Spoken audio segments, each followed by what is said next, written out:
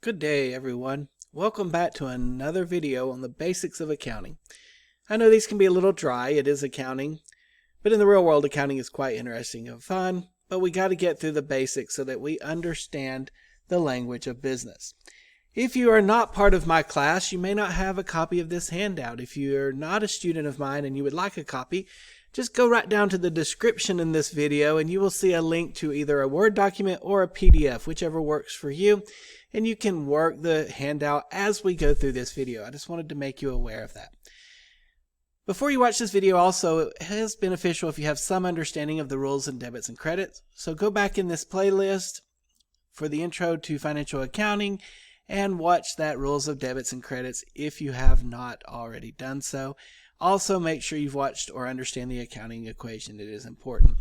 So let's get started on exercise 2 of the transactional handout here. We're looking at business transactions and we're going to see how they impact the financial position of our company. We're looking at Secure Data Corporation today. They own and operate a data backup facility for technology companies. For the first month of operations, the company had the following transactions. We see a list of transactions. Well, what's required of us? Well, record the journal entry for each of the transactions. Secure Data uses the following accounts. It gives us a chart of accounts for this company, which is great and awesome. Now, you may not have ever seen my template here. What we're going to do is we are going to journal the transactions. In other words, we're going to write it in debit and credit form. Is that the way we do it in the real world? Not necessarily. A company very rarely records straight into a general journal for a lot of transactions. They have subsidiary journals and ledgers that they use.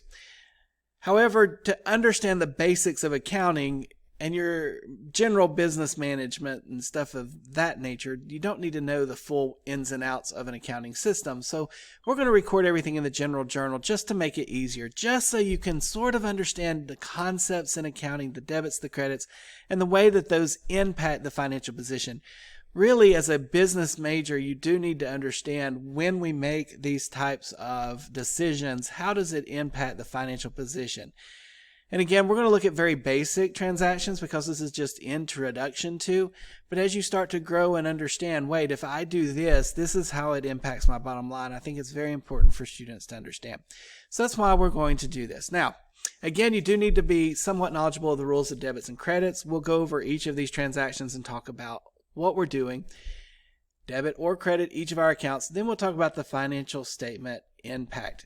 And we'll do that as we go. Now, in our financial statements, we're going to look at 3 of the basic financial statements: the balance sheet, assets, liabilities, and equity. The balance sheet does show our accounting equation. Assets equal liabilities plus equity. It proves the equation balances. That's the reason we call it the balance sheet. That's also called the financial position, who has claims to our assets. Next is the income statement. Now we're going to look at it in its most basic form, revenues and expenses. Revenues minus expenses gives us our income, or we could have a loss. A lot of times the income statement is called the profit loss statement in that. So revenues expenses gives us net income. The last statement we will talk about is statement of cash flows. Now cash flows simply talks about the movement of cash within a company. That's its entire purpose. On the statement of cash flows, we have 3 sources and uses of cash. First is operating activities. Next is investing activities. And finally is financing activities. We'll talk about those as we go, but really quick overview. Operating activities, anytime we use cash for operations in the business, whether we are buying supplies or we're paying rent or you buy gasoline for your car, all of those are operating activities. Selling goods or performing a service that you generate revenue from, those are operating activities. Investing, think of investing as dealing with long-term assets. You buy a building, you buy equipment, you buy the car that you're going to use to get yourself to work to generate revenues. Those are investing activities, as well as if we were to go out and invest in the stock market, of course, that's investing as well. And then think of financing activities as ways we gain capital to operate our business. So one, we finance it either through debt, so long-term notes, bonds, leases, things of that nature, or we get it from our owner, so paid-in capital. So anytime cash is derived from those types of sources, typically speaking, it is financing activities. All right, so with the brief overview, let's start with May 1st, this very first transaction. We're going to go through them relatively quickly because I don't want this video to be an hour long. May 1st, we issued 20,000 shares of common stock for $50,000 in cash. Now that does look familiar. We did an example of that in a prior video. So let's talk through it really quick. One, the company, the economic entity, that's who we're accounting for, receives $50,000 in cash. So we know our cash is going to go up. Now apply the rules of debits and credits. Cash is an asset, so it's on the left side of the equation. So to increase our cash, we are going to debit our cash. So I'm going to go in and debit my cash for 50. Anytime we're increasing cash, that's a debit to cash. We'll talk about why a debit card reduces your cash on another day. Just keep in mind, a debit card is from the bank's accounting perspective, not yours. So when you deposit money into a bank account, you're actually creating a liability for that bank. So think of your cash account for the bank as a liability because they're going to do all the accounting from their standpoint. So when you use your debit card, it reduces the bank's debt and it reduces their cash. So they're going to debit your cash account and they're going to credit their cash because they lost money when you use it. So keep that in mind. The reason it's a debit card is because it's from the bank's accounting perspective and not you as an individual. That's the economic entity. The bank has to account for items in their world. So debit to cash actually increases cash when you're following true rules of accounting. Now, what else is going on? Well, why did we get cash? Because we issued common stock. That means the owner contributed the $50,000. So this would be owner's claim. So that's going under equity. So we're going to credit common stock because when you increase your owner claim, you increase your equity. That's on the right side of the equation. So you need to credit your equity account, your common stock account. Now let's talk about the balance sheet impact. So again, we've already said cash goes up. Cash is an asset. So we're increasing the assets of this company through this transaction. What else is going on? Well, we issued shares of stock. So our owner is contributing. So our owner has claims. So therefore our equity is going up. Now remember, under stockholders' equity, there's two components, owner's contribution, or it could be retained earnings.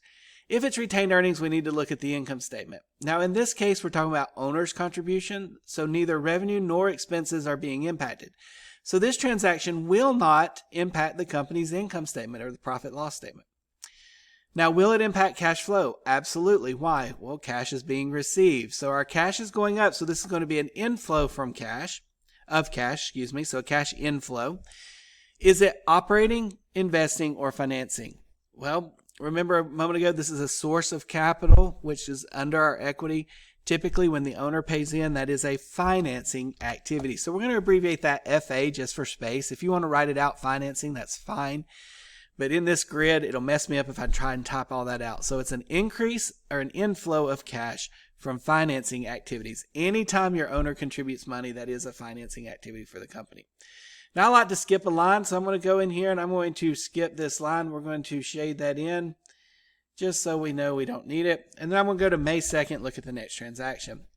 Now remember, in financial accounting, as we read through all these transactions, we only need to record it if it impacts the financial position of the company, the balance sheet.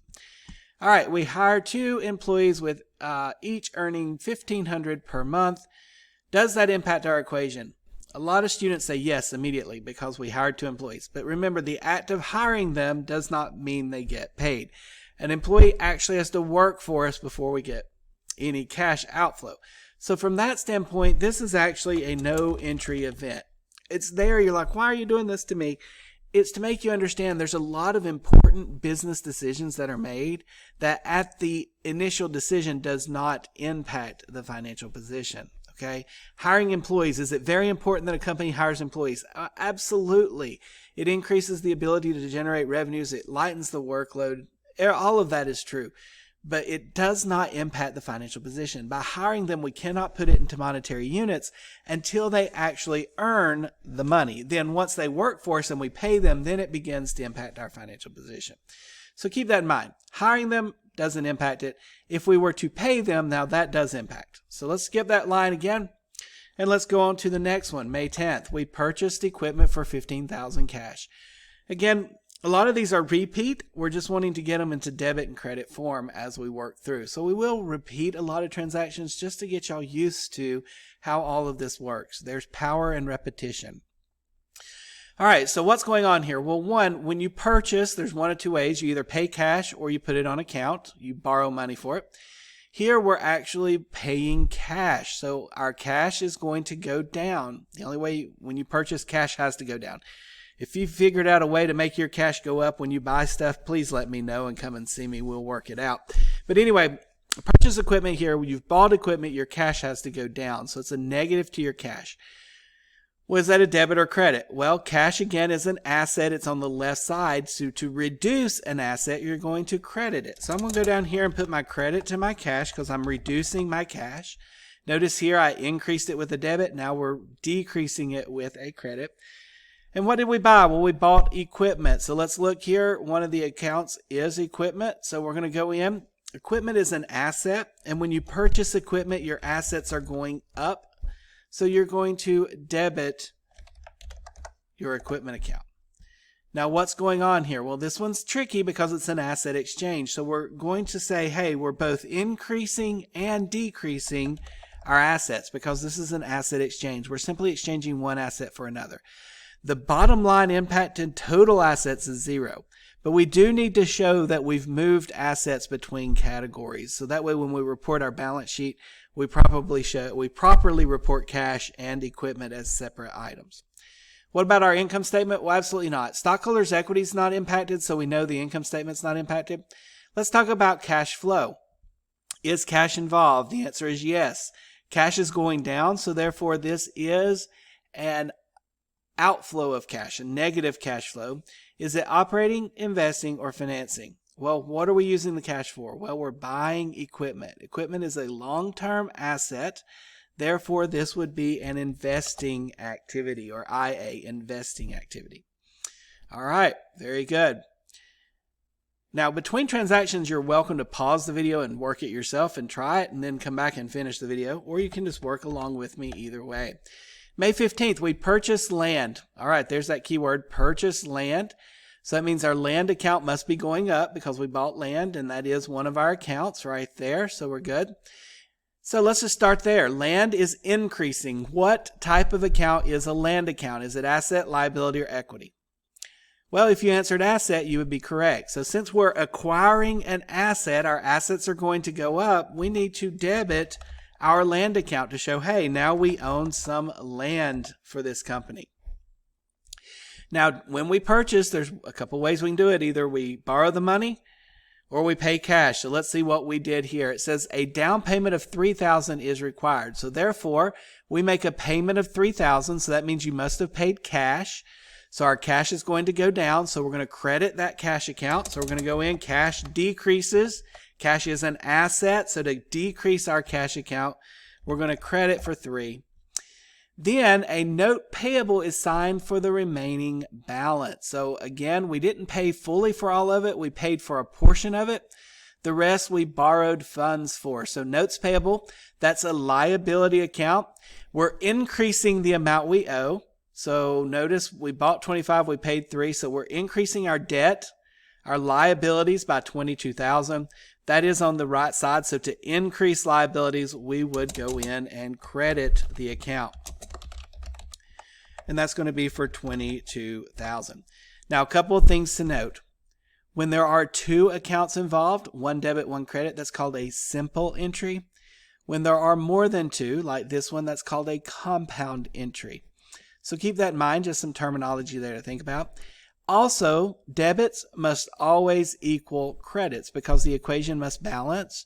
So notice our debit of 25 must equal our credit. Doesn't mean there's a 1-for-1. Here there's a 2-for-1, right? 2 credits to 1 debit. But in total, both sides, the debit and the credit side, equal $25,000. So be really careful of that. You always have to balance out when you do this. Now, how does that affect our transactions? Or our balance sheet, assets, liabilities, equity. Well, notice we're taking assets both up and down. So one, land is going up by 25, but cash is going down by 3. So the net impact to assets is an increase of 22,000. That's the amount our assets are going to increase by because we're getting land. On the flip side, our liabilities are also increasing. So our debt position, the amount we owe, the creditor's claims are going up by 22 as well. Notice there's no stockholders' equity. If there's no stockholders' equity, then we know the income statement for sure is not impacted. So we can skip that. No revenues, no expenses. What about cash flow? Yes, our cash is impacted because we went in and we did put a $3,000 down payment. Why did we spend that? Well, one, it's going to be an outflow of cash. So our cash is going to decrease by $3,000. Well, land is a long-term asset. So therefore, when we're dealing with long-term assets, we're going to talk about investing activities. So we're investing in land here. It's not an operating asset and it's not a financing activity. So that would be an IA, an investing activity. All right. So let's continue on here. We're going to go to the next transaction, which is May 22nd. And on May 22nd,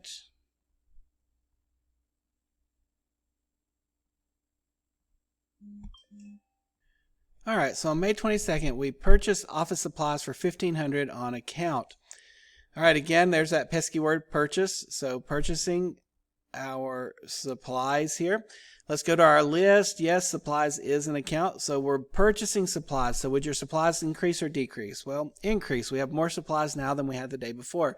So how does that impact us? Well, supplies are going up. Supplies are an asset. So we're going to go in and we're going to debit our supplies because we're increasing an asset account. Now, just like before, when we purchase something, we either pay cash or we borrow for it. In this case, it says on account. Sometimes you'll see on credit. That means we are borrowing for it. It is an account and we owe money. So typically in that case, we are going to call that an accounts payable. We didn't sign a formal note like we did here. So it's just a verbal type agreement, sort of like your power. So on your account, it would be accounts payable. Well, that's a liability position. The amount we owe to our supplier here is increasing. So we need to credit the liability account, accounts payable.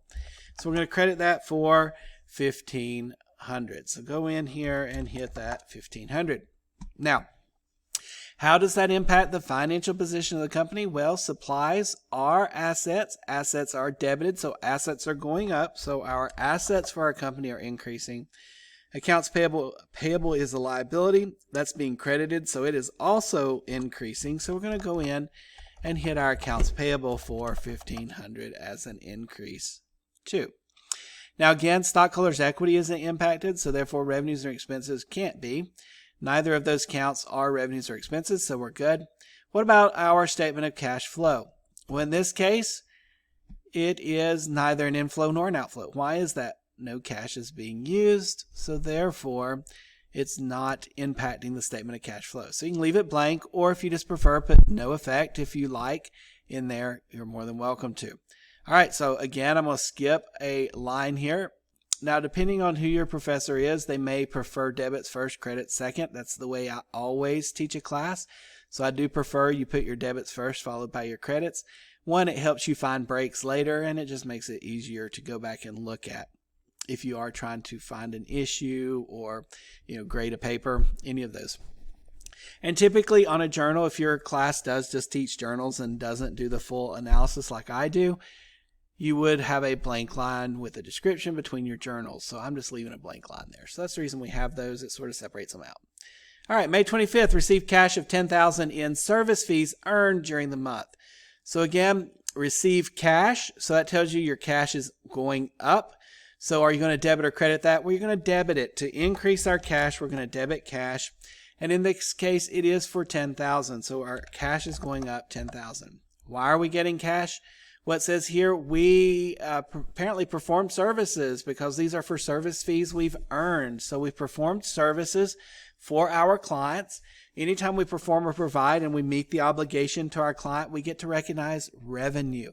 So in my class, I prefer to use the word service revenue instead of service fees. So everything I hit is always service revenue. It's the same thing. So if your class uses service fees, that's fine. So service revenue. Revenues are going up. Remember, revenues are part of equity. And as we generate revenues, we actually generate capital for the company. So our equity is going to go up. So we're going to go over here and we're going to increase equity. So revenue should increase with a credit as well. Again, if you watch that debit credit video, it'll give you a shortcut to help you remember the rules of debits and credits as well. All right, so let's talk about the impact. We've balanced out debits equal credits. So May 25th, what's our impact? Well, assets. Cash is an asset. It's being debited. Therefore, our assets of this company are going up. We're increasing our assets. Revenue. Revenues are part of equity. Okay, so as our revenues increase, so does the equity. The owner's claims to the business goes up as they generate revenues. Then our income statement. In this case, revenue is part of retained earnings. Retained earnings there, revenues and expenses are part of our income. So as we generate income for the company, our revenues are going to go up. As our revenues go up, so does our income. So anytime we increase revenues, the net income of the company will go up as well. Now let's talk about statement of cash flow. Is it being impacted? Absolutely. When we look at this, our cash is being impacted here. It's a debit to cash, so it's a positive. So we've got an inflow of cash, operating, investing, or financing. What do you think it is? If you said operating, you are absolutely correct. It is an operating activity. So the cash of the company here, when we work to generate revenue, that is the operating goal of the company, right? To generate revenues for our company through selling goods or providing services. That is an operating activity. So any cash we receive from our customers like that would be cash from operations. All right. One more line here. Let's fill that in. And we're going to look at this last transaction. May 31st. And I scrolled a little bit too far, so give me 1 second. May 31st, we pay employees $3,000 for wages earned during the month. All right, keyword there, pay $3,000. Well, obviously the only way you can pay $3,000 is if your cash goes down. How do we take cash down, debit or credit? It's going to be a credit. So we're going to go in and we're going to credit cash. Go with what you know. I'm a big fan of going with what I know first and then figure out the rest, okay? I know I've got my credit there of 3. What's going to be my debit? Well, I paid wages earned during the month. So remember back in the day we hired those 2 employees? Well, now they've worked a month and they earn $1,500 per month. Now we are going to ignore taxes. This is introduction right now. So we're going to ignore taxes. We'll talk about those in a later video, at least the basics of taxes. We won't go into full detail. This is financial accounting. But they will have to pay tax on that $1,500 as employees. We're not going to talk about that right now. They earn $3,000. We're going to pay them $3,000. Well, what is that? Well, let's look at our chart of accounts. It's none of those. Nope, it's not a liability. We're paying them. It would be salaries expense. Notice here we're paying our employees. That is an expense to the company. It's part of generating revenues. We have to pay our workers. So we're going to go down here and say, okay, supplies expense is my offset. Or excuse me, supplies, listen at me. Salaries expense is going to be my offset here. As salaries increase, as expenses go up, what happens to your equity? Well, as we spend money to generate revenues, our claims to that goes down. So our overall equity is going to decrease. So as expenses go up, we're going to debit the expense because debiting an expense, while it increases the expense, is actually reducing the overall equity of the company. So let's talk about that a little bit more. Assets here. Cash is going down, so our assets are being reduced by $3,000. On top of that, our equity is going down too, because expenses are going up. That reduces the overall equity. Now, this is an expense account. Anytime revenues or expenses are impacted, that's part of retained earnings. It does also impact our income statement. In this case, our expenses are increasing by $3,000. So expenses go up, but as expenses go up, the profitability of the company goes down. All right, so our total income here, our profits and losses are being reduced. So our income's going down by $3,000. So right now, the total amount of net income this company's generated is $7,000. That's our $10,000 in revenues minus the cost to generate those of $3 gives us $7,000. Now, is our statement of cash flow impacted? Absolutely. Cash is involved. Anytime cash is involved, it is part. This would be cash outflow to employees. So cash is going out, so it is an outflow. Paying your employees is part of the operating activities of business, so it would be operating activities. All right, so we finished yet another handout here. I hope that this helps clarify a little bit about how to debit and credit transactions in that respect. All right. Have a great day.